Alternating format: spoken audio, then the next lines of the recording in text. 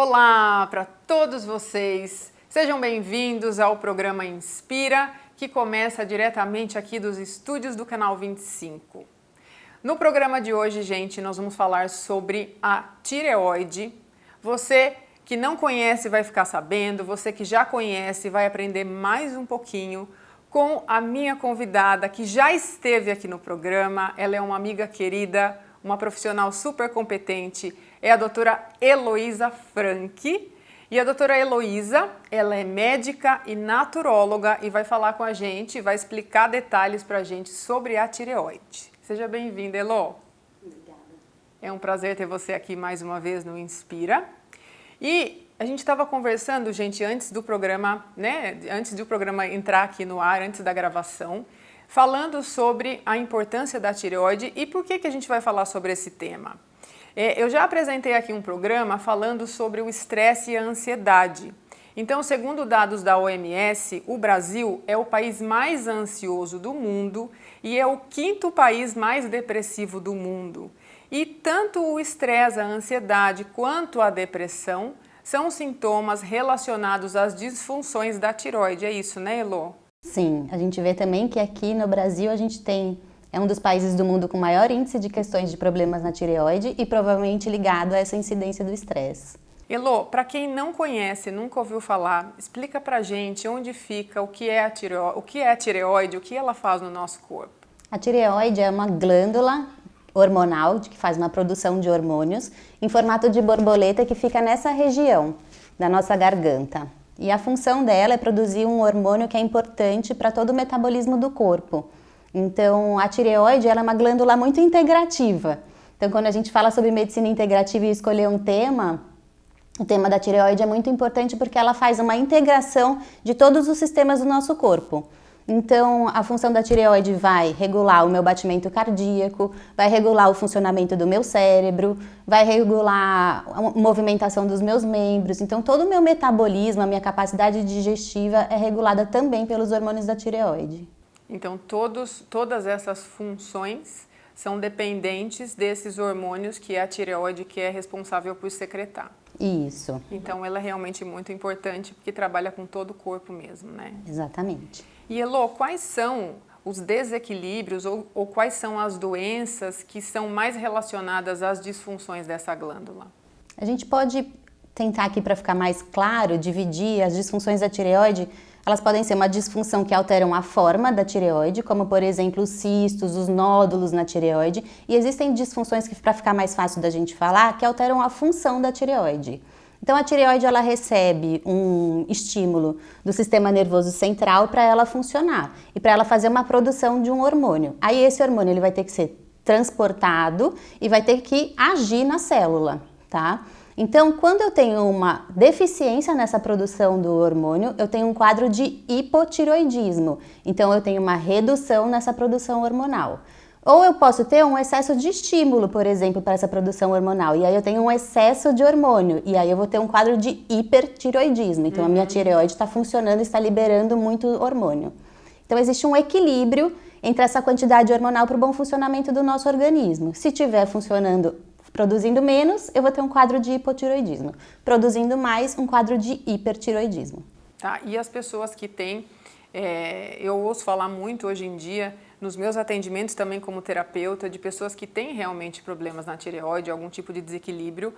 O que é que o hipertireoidismo, né, a gente vai falar do hiper e do hipo, o que é que o hipertireoidismo traz para a vida da pessoa? Quais os sintomas que essa pessoa apresenta?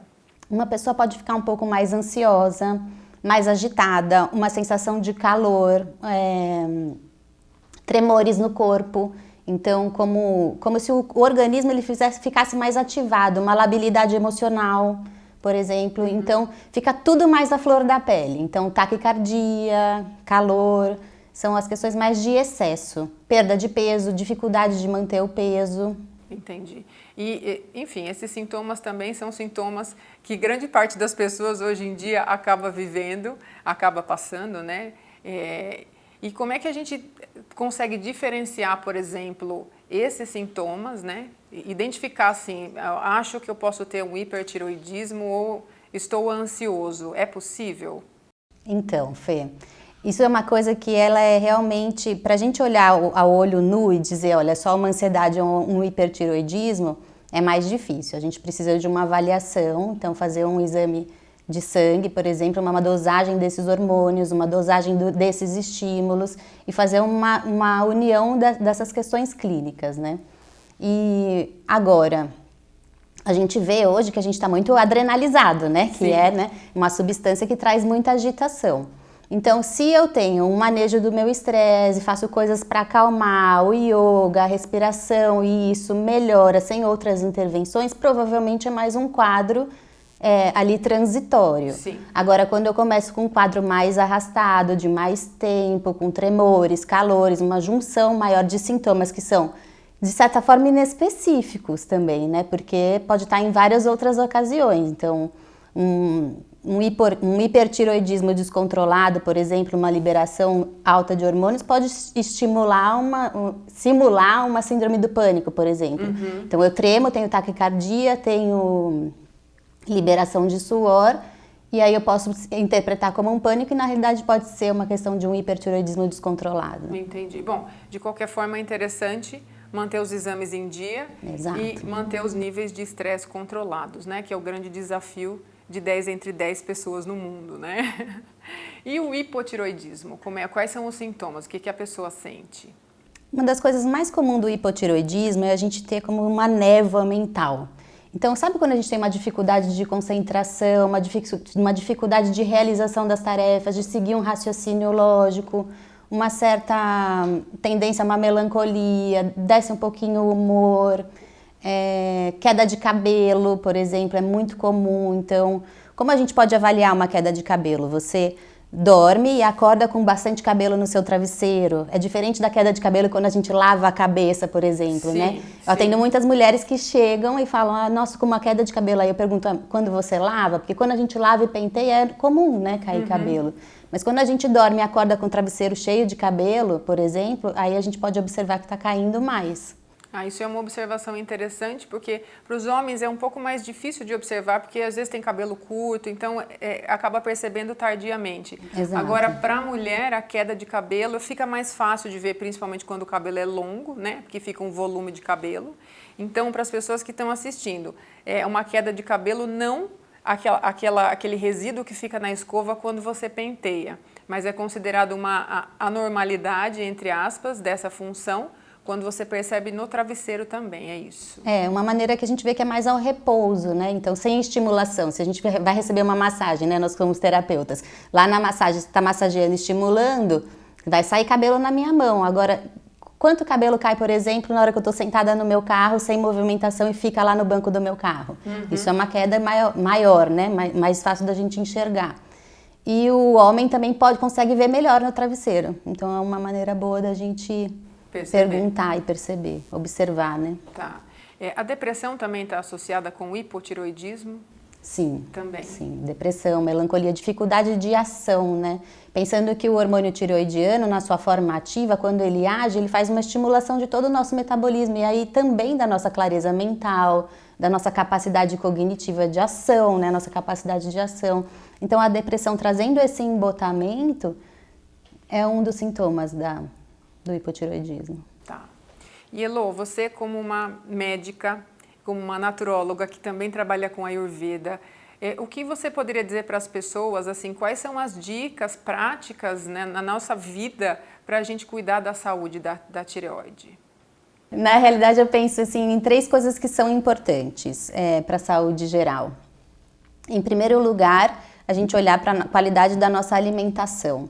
Então, a gente precisa procurar as causas do desequilíbrio da tireoide. E algumas coisas na alimentação podem trazer um desequilíbrio na tireoide. A gente tem que pensar que todo desequilíbrio de qualquer glândula, de qualquer metabolismo, ele começa no nosso intestino. Então, isso já é muito estudado hoje em dia. Então, como está a saúde do meu intestino, como está o meu Agni, que é o que a gente fala, né, dentro da Ayurveda, a nossa capacidade digestiva, e com o que eu vou me alimentar. A tireoide, ela usa a energia proveniente do alimento para fazer a função dela, para fazer a produção do hormônio. E o hormônio, para ele funcionar, ele também precisa de energia. Então, qual é o tipo de energia que eu estou me alimentando? Qualidade da alimentação. A qualidade da alimentação. olhar um pouco para a poluição em relação aos nossos alimentos. Então, os alimentos superprocessados, os alimentos que vêm enlatados. Então, geralmente enlatado vem com uma contaminação de alumínio, e o alumínio é um dos metais que dificultam essa conversão do hormônio da tireoide. Alguns alimentos enlatados, o atum, por exemplo, algumas marcas, existem umas questões, né, que pode ter uma contaminação por metal pesado, então evitar o uso, né, dos alimentos muito industrializados. Então, essa questão da alimentação é realmente muito importante. E no estilo de vida, né, isso serve para a tireoide e para várias outras coisas, mas um estilo de vida seria um estilo de vida mais tranquilo? Assim, na verdade, assim, o estilo de vida, né, a introdução de pequenos hábitos saudáveis é a parte mais importante. Muitas vezes a gente se cobra de que a gente tem que ter um estilo de vida saudável e a gente tem que mudar a nossa vida totalmente. E a gente coloca metas que não são factíveis. Extremamente importante. E eu acho isso é uma coisa que eu abordo muito na minha prática clínica, que é o que a gente vai conseguir fazer, o que você está disposto a mudar, o que é possível colocar na sua rotina. Então, uma pessoa totalmente sedentária, eu não vou indicar ela fazer 1 hora de atividade física por dia, todos os dias de semana. Eu vou indicar que ela comece com 10 minutos de caminhada ao dia, por exemplo. Se é uma pessoa que tem uma insuficiência cardíaca, vai começar com uma fisioterapia, por exemplo, para começar a ter uma autonomia de movimentação. Então, são pequenas coisas que a gente vai colocando saudáveis no nosso dia a dia. Então, dormir mais cedo, acordar cedo, colocar uma movimentação, né, no nosso dia a dia. Fazer alguma atividade que você goste para trazer esse manejo do estresse. Pequenas coisas possíveis no dia a dia da pessoa que a tragam para o equilíbrio. Exatamente. Elô, obrigada pela sua presença nesse programa. Eu que agradeço, foi o convite. E na próxima semana nós voltamos com a doutora Heloísa Franchi num assunto mais específico, falamos sobre a tireoidite de Hashimoto. Não perca! E não saia daí, que no próximo bloco a gente volta com prática de yoga.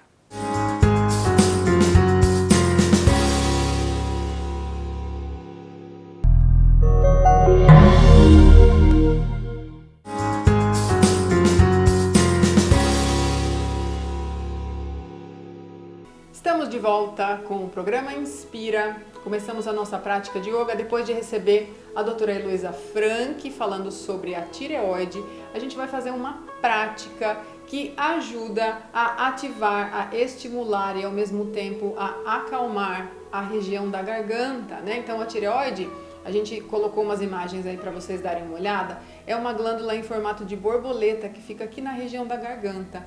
Então, algumas posturas de yoga ajudam a tonificar essa região, né? A gente sabe que a gente não pode trabalhar ali pontualmente na glândula, mas o yoga, ele retém a energia em determinados pontos através da respiração e assim a gente consegue aumentar o fluxo energético, a carga de oxigênio, né, dentro dessa região que, como a gente falou aqui no primeiro programa, é a tireoide na garganta. Importante falar para vocês que as questões energéticas ligadas a essa glândula ou a essa região, elas têm a ver com as nossas expressões. E no programa que eu já fiz aqui no canal 25 sobre os chakras, eu expliquei que esse chakra, esse centro energético, né, que é o chakra laríngeo da garganta, como as pessoas conhecem, chamado de Vishuddha, ele traz para nós, através das nossas palavras, a expressão do chakra anterior, que é o nosso coração. Então, quando a gente tem uma garganta livre de quaisquer desequilíbrios, essa região aqui bem trabalhada, significa que as nossas expressões, que aquilo que o nosso coração processou, que as nossas emoções, que os nossos sentimentos, eles estão sendo eficientemente expressados. Então, quando a gente sente alguma coisa e a gente expressa com clareza, expressa com verdade, expressa com sinceridade, com nós mesmos, essa região aqui, ela tem um bom fluxo. Quando a gente começa, isso é um ponto de atenção na vida da gente. Quando a gente começa a ter pequenos problemas, pequenos desequilíbrios na região da garganta, dor de garganta, problemas na tireoide, dificuldade de engolir. Então, procura perceber, né, em relação a isso, procura perceber como é que você está expressando as suas emoções, né? Então, isso é muito importante, isso é uma observação sutil, né? O médico pode nos ajudar pontualmente em relação à glândula, aos diagnósticos, e o yoga pode nos ajudar com essa questão energética que parte da nossa autoobservação. Nós vamos fazer a postura do gato clássica, que também pode ser feita sentado. Se você ficar sentado, você vai colocar as mãos sobre os joelhos e a gente vai fazer esse movimento com a coluna, tá? Para frente e para trás, para frente e para trás, levando o centro do peito, o osso externo para cima e depois o alto da coluna, a região das escápulas para trás. Colocamos a respiração e vamos para a postura clássica. Então aqui, ó, 4 apoios, os joelhos ficam abaixo da linha do quadril, as mãos abaixo da linha dos ombros. Nós colocamos a respiração. Então, primeiro, ó, os ossinhos do bumbum aqui, você levanta os isquios, empurra a lombar para baixo, empurra o chão com as mãos, abre o peito e olha lá para frente, expandindo essa região da garganta. Mantenha aí um pouquinho. Então, sente isso, ó, você empurra o chão, afunda a lombar e procura abrir do peito até a garganta, olhando lá para frente. Expirando, ó, você recolhe as nádegas, empurra as costas para cima, empurra o chão com as mãos, solta a cabeça para baixo. Mantenha um pouquinho para você sentir, perceber.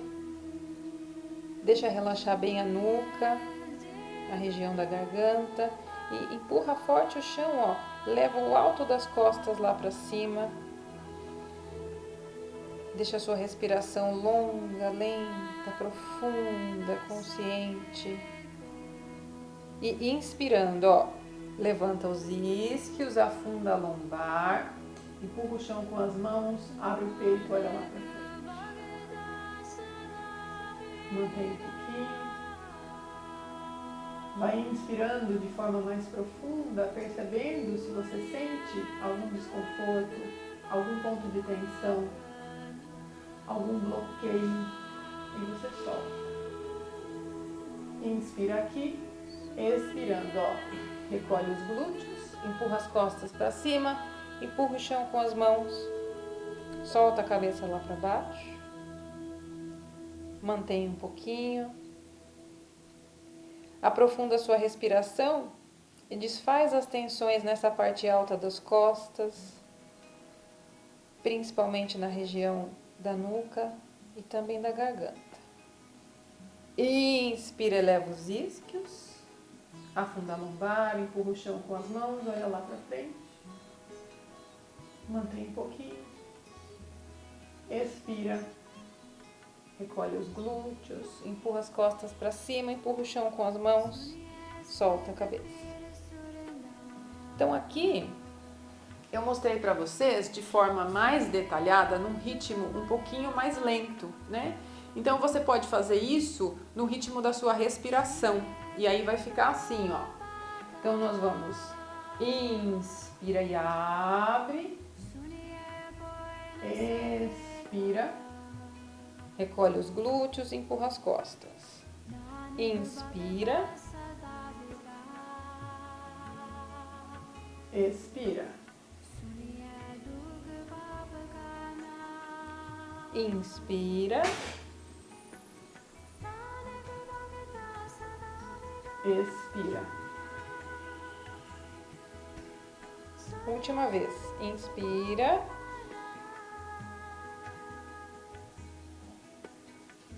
Expira. E aí?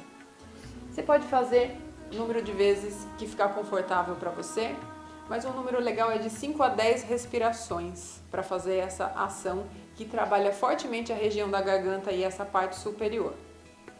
Na segunda ação, a gente vai usar uma almofada, tá?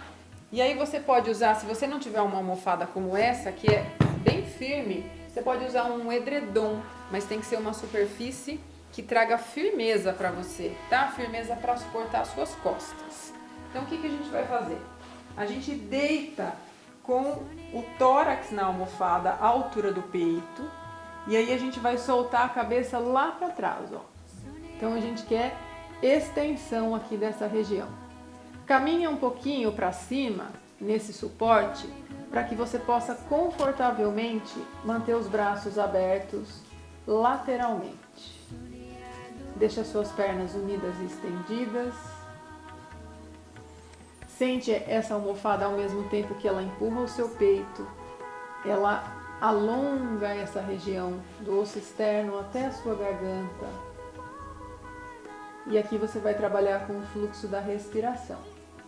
Então você vai inspirar, trazendo o ar do pubis em direção à garganta, como se você pudesse fazer o fluxo de ar subir. Então inspira aqui e expira. Procura se soltar mais na almofada, deixar a cabeça bem relaxada. Mais uma vez inspira. Expira. Inspira. E expira.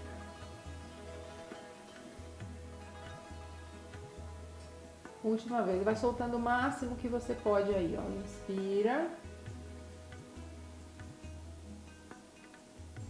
E expira. E para voltar, ó, a gente flexiona os joelhos apoiando os pés, gira para o lado e sobe, ó, com o rosto olhando lá para o chão, para manter o pescoço aqui seguro. Se você tiver qualquer desconforto na cervical, você pode experimentar ir colocando uma altura para sua cabeça não pender tanto para trás, mas é interessante que a gente mantenha esse alongamento como eu mostrei. Então, na nossa próxima ação, a gente vai tirar a almofada e vai usar agora essa cadeira. Que pode ser uma cadeira que você tem aí na sua casa, desde que seja possível você manter essa postura. Então, a gente vai deixar, partindo das pernas estendidas, ó, puxa um pouquinho os glúteos lá para trás, flexiona o joelho direito, trazendo o calcanhar bem pertinho da sua virilha. Aqui, você vai flexionar o tronco à frente e você vai segurar, ó, no encosto dessa cadeira. Então essa cadeira tem essa opção aqui lateral. Procura segurar com os braços bem estendidos e abrir essa parte da frente do corpo, né? Como se tivesse um zíper aqui, ó, do pubis até a garganta. Então a gente inspira em direção ao topo da cabeça. E expirando, ó, caminha um pouquinho para frente o quanto você puder. E você vai manter a sua testa apoiada aqui nessa cadeira. Só mantém aí, ó. Inspira levando o fluxo de ar lá em direção às suas mãos. Expira, se você pode, ó, empurra o centro do peito lá para baixo, crescendo os braços. Mais uma vez, inspira. Expira. Se você vai ganhando espaço, ó, vai empurrando um pouquinho para frente, crescendo, expandindo o seu corpo. Então, abre a parte anterior, inspirando. Expira, deixa a sua testa tocar a cadeira. E simplesmente relaxa aí, ó. Sente que existe uma parte do seu corpo muito ativa. Mantenha a sua respiração atenta e relaxa dentro do esforço. Então, inspira mais uma vez. Para voltar, você simplesmente volta os braços, sobe e aí você faz para o outro lado, tá? Da mesma forma, simplesmente troca o lado, ajusta aí a cadeira e você vai descer mais uma vez até a sua testa apoiar aqui no encosto dessa cadeira, tá? Ficamos em cada postura de 5 a 10 respirações. Se tiver bom para você, se você estiver sentindo que alonga, que expande, se essa permanência estiver trazendo para você uma sensação de bem-estar, você pode manter mais um pouquinho. Então, nós terminamos essa parte da prática. No programa que vem, a gente continua essa sequência para a tireoide. Eu espero vocês no próximo Inspira Desejo saúde abundante para todos nós. Até lá!